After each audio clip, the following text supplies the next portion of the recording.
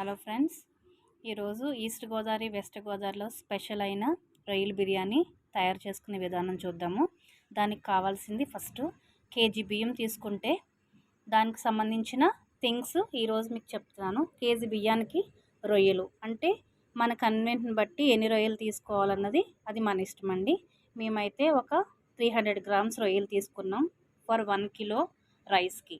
So దాంతోపాటు మనకి next thing ఏంటంటే రొయ్యల బిర్యానీ మనకి ఈస్ట్ వెస్ట్లో కొంచెం స్పైసీ ఉంటుంది. అండ్ దాంతోపాటు కొంచెం టమాటో రసం కూడా మనం యాడ్ చేసుకోవాలి. అండ్ దాంతోపాటు ఇవి ఐటమ్స్ అల్లం వెల్లుల్లి పేస్ట్ మనం తీసుకుంటాము. అండ్ ఎండుమిర్చి అండ్ కరివేపాకు అండ్ పచ్చిమిర్చి, ఆనియన్స్ అండ్ మసాలా పౌడర్. ఈ మసాలా పౌడర్ మీకు ఎలా తయారు చేసుకోవాలో దానికి సంబంధించి సెపరేట్ వీడియో చేస్తానండి.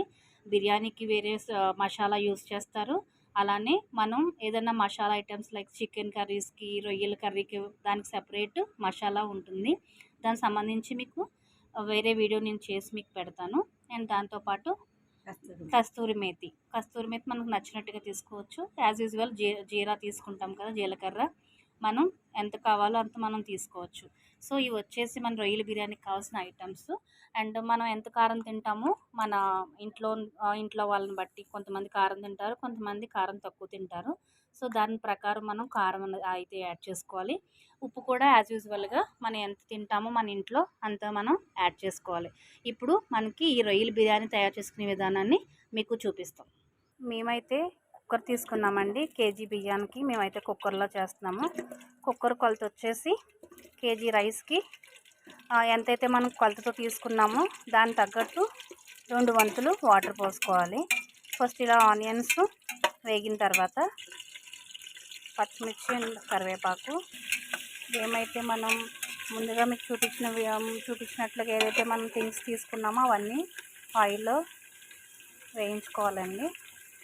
ఈ ఆనియన్స్, పచ్చిమిర్చి, ఎండుమిర్చి, కరివేపాకు, జీలకర్ర ఇవన్నీ వేగుతున్నప్పుడే మనం అల్లం వెల్లుల్లి పేస్ట్ కూడా వేసేసుకోవాలి. ఆనియన్స్ ఇవన్నీ కొంచెం ఆయిల్లో బాగా ఒక బ్రౌన్ కలర్లో వచ్చిన తర్వాత రొయ్యలు కూడా వేసేసుకోవాలి. రొయ్యలు కొంచెం వేగుతున్నాయి అనగా కారం కూడా యాడ్ చేసుకోవాలి. కారం తర్వాత మనం ఏదైతే మసాలా తీసుకున్నామో మసాలాను కూడా మనం దీంట్లో యాడ్ చేసేయాలి. మనం హోమ్ మేడ్ ధనియాల పౌడర్ ఉంటుంది కదా, అదొక 2 స్పూన్స్ యాడ్ చేసుకోవాలి. మనం అన్నీ యాడ్ చేసిన తర్వాత ఇలా ఉంటుంది.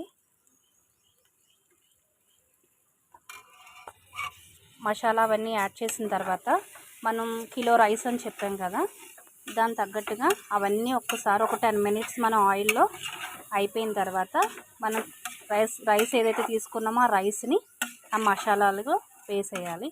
వేసిన తర్వాత ఇలా కదపాలి. ఇలా ఒక 5 మినిట్స్ మనం బియ్యాన్ని అండ్ ఏదైతే ఆనియన్స్ మసాలా యాడ్ చేసిన రెండు కంబైన్డ్గా కలిసేలాగా ఇలా మనం తిప్పుతూ ఉండాలి.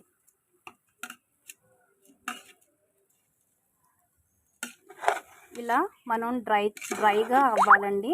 రైస్ ఏదైతే ఉందో ఆ రైస్ డ్రైగా చేయాలి. ఎంత డ్రైగా చేస్తామో మీరు చాలా వీడియోస్లో చూసినట్లుగా ఈ రొయ్యల బిర్యానీ, రాజుగారి రొయ్యల బిర్యానీ ఎంత డ్రైగా చేస్తే అంత టేస్ట్ వస్తుంది.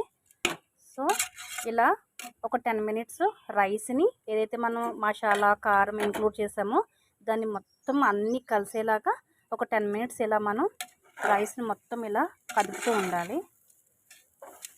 తర్వాత మనం టమాటో ప్యూరీ ఉంటుంది కదా, మీకు చూపించినట్టుగా ఆ టమాటో ప్యూరీ మనకి ఎంత క్వాంటిటీ కావాలో అంత నచ్చినట్టుగా తీసుకోవచ్చు. మేమైతే కిలో రైస్కి ఒక 6 టమాటోస్ తీసుకున్నాము. సో ఈ బియ్యం వేగిన తర్వాత టమాటో ప్యూరీని కూడా దీంతో యాడ్ చేయాలి.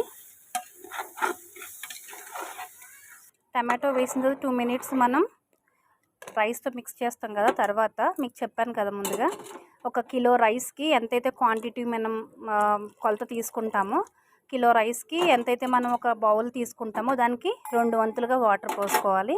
ఇలా tomato puree and mixed rice వేసిన తర్వాత ఇలాగ 2 అంతులు వాటర్ అయితే వేసాము. మేము కుక్కర్లో చేస్తున్నాం కాబట్టి 2 అంతులు వాటర్ తీసుకున్నాము. ఇలా వాటర్ వేసినప్పుడు మనం బిఫోర్గా ఏం చేయాలంటే ఉప్పు, కారం, మసాలా ఎలా ఉందో మనం ఒక్కసారి వాటర్ ఇలా మరిగినప్పుడు చూసుకుంటే మనకి ఎంత ఉప్పు సాల్ట్ పడుతుందో, లేదా ఇంకా ఏదైనా కారం యాడ్ చేయాలా, మసాలా యాడ్ చేయాలా మనకు తెలుస్తుంది. ఇప్పుడు మాకైతే కొంచెం ఉప్పు తక్కువ అనిపించింది కాబట్టి కొంచెం మేము రాక్ సాల్ట్ యూస్ చేస్తున్నాము. రాక్ సాల్ట్ మాకు ఎంత తగినంత తెలుస్తుంది కాబట్టి మేము అది యాడ్ చేసాము. పెట్టే ముందు ఇలా ఒకసారి ఉడుకుతుందనగా మనం కొత్తిమీర మనకి ఎంత కావాలో ఎంత అలా యూస్, కొంతమంది అయిపోయిన తర్వాత పైన వేస్తారు. మేమైతే ఇలా వాటర్లోనే వేసేస్తాము. కుక్కర్ క్లోజ్ చేసే ముందే మేము ఇలా యూస్ చేస్తాము. అండ్ ఆఫ్టర్ కూడా మనం యూస్ చేసుకోవచ్చు. ఇలా అయితే క్లోజ్ చేసేస్తాము. అండ్ ఇలా క్లోజ్ చేసిన తర్వాత 2 విజిల్స్ అయితే కంప్లీట్గా రానివ్వాలి. ఇంక 3rd విజిల్ వస్తుందనుక కొంచెం సిమ్లో పెట్టి కొంచెం హై ఫ్లేమ్లో పెట్టేస్తే 3 విజిల్స్ కంప్లీట్ అయినట్టు వస్తుంది. 3 విజిల్స్ అవ్వగానే మనకి వాటర్ క్వాంటిటీ మనం కరెక్ట్గా తీసుకుంటాం కాబట్టి ఎటువంటి మెత్తగా అవ్వకుండా రైసు మనం ఎలా కావాలంటే అలా వస్తుంది.